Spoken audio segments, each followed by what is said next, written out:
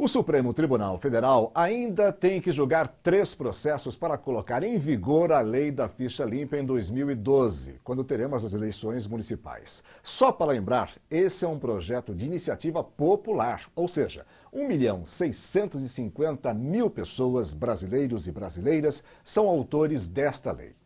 Para explicar mais sobre esse assunto, que realmente é muito polêmico, está conosco Marlon Leles, coordenador estadual do Movimento de Combate à Corrupção Eleitoral, o MCCE. Olá, Marlon, muito boa noite. Boa noite, prazer recebê-lo aqui, viu? É um grande prazer estar aqui. Eu sei que é um assunto muito complexo, mas também conheço o seu poder de síntese.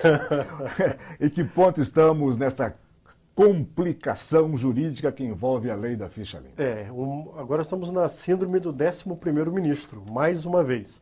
Na primeira vez que ela passou pelo Supremo Tribunal Federal, para saber se ela tinha validade, já a aplicação dela na eleição de 2010, sofremos com o 11º ministro, que acabou sendo nomeado o ministro Fux, e naquela oportunidade foi declarado que a ficha limpa só valeria para a eleição de 2012.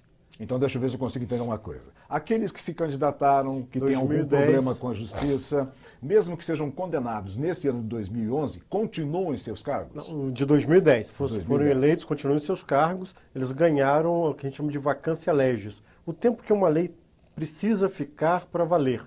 Então, ela é votada, promulgada, publicada... No caso do IPI, por exemplo. Do IPI. Ele tem que esperar um ano, no ano seguinte para valer. Isso diz na Constituição. E não na aplicação daquele mesmo ano. Esse foi o entendimento do Supremo Tribunal Federal e não era o entendimento do MCCE e da rede social. Pode não ser moral, mas é legal. É legal. Muito bem. Tecnicamente é isso. Eu queria até que nós ouvíssemos o que o povo pensa a respeito disso. Eu vou chamar a Thalita, porque a nossa repórter Thalita Galli foi às ruas saber o que o povo pensa sobre o projeto Ficha Limpa. Acompanhe o que diz a população. Qual a sua opinião sobre a lei da ficha limpa? Eu acho excelente, né? Sou a favor, claro, totalmente. Não vai funcionar. Eu tenho minhas dúvidas. Eu acho que se funcionar é uma maravilha. Eu sou a favor. Eu acho que a pessoa tem que estar limpa decentemente, né, para poder, assim, exercer qualquer cargo. A credibilidade dos políticos está em baixa aí, né? Eu acho que é uma forma de dar uma limpada aí, né? E a gente voltar a ter confiança aí nos nossos políticos, né? A lei da ficha limpa deve ser sancionada e realmente deve funcionar, porque o exemplo tem que vir de cima. O povo está clamando para que isso ocorra. E eu vou relembrar que foram 1.650.000 brasileiros que pediram, que são autores dessa lei da ficha limpa. O que pode emperrar isso, Marlon? Só o Supremo Tribunal Federal.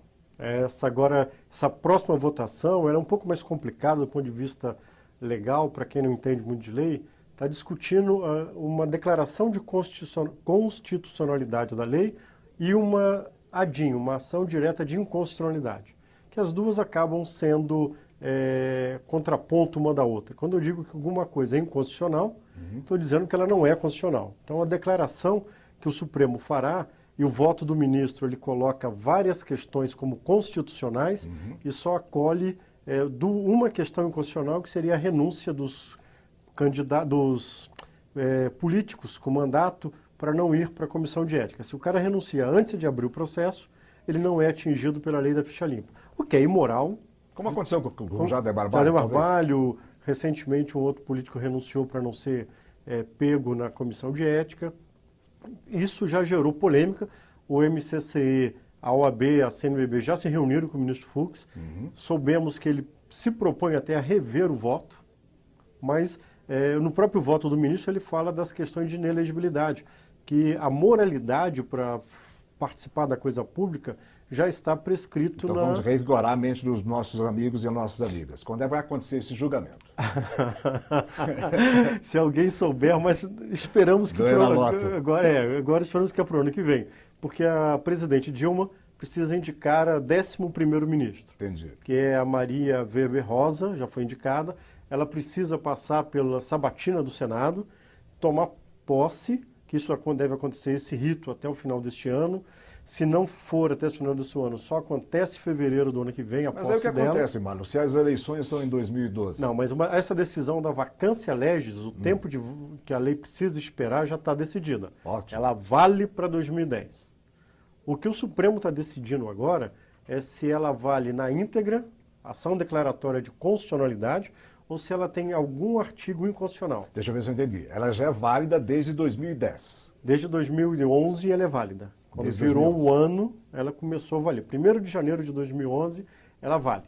Se tivéssemos uma eleição em 2011, ela já atingiria os Ou eleitos. seja, quem tem ficha suja em 2011 não vai poder se candidatar sequer em 2012. E aí vem a discussão seguinte, se a lei vale, só atinge quem tem ficha suja a partir de 2011, ou se a lei atinge quem tem ficha suja no passado também. Isso é importante se dizer. Esse é um dos votos do ministro. Porque se o sujeito tiver, eu vou renomear, se o político tiver qualquer problema com a justiça antes de 2010 ou a partir de 2011, ele não poderá ser candidato em 2012. Isso é o que está na lei.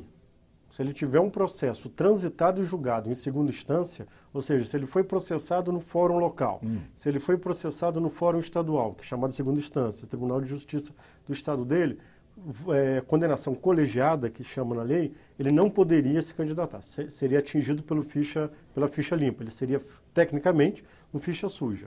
Agora, o ministro está discutindo se a lei atinge integralmente isso, como está na lei, ou se ela só atinge a partir da validade.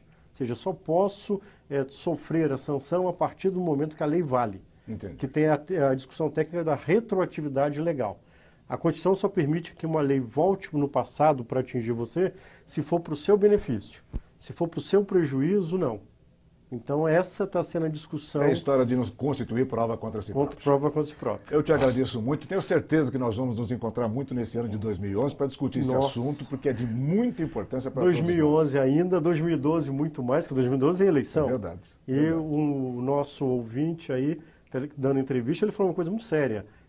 Nós temos que limpar a política brasileira, mas quem faz a ação acontecer, o Carlos e telespectador, é o próprio eleitor. Verdade. Que tem o direito da escolha. Como já o fez. Como já o fez. Muito obrigado e boa noite. Prazer. Prazer foi todo meu.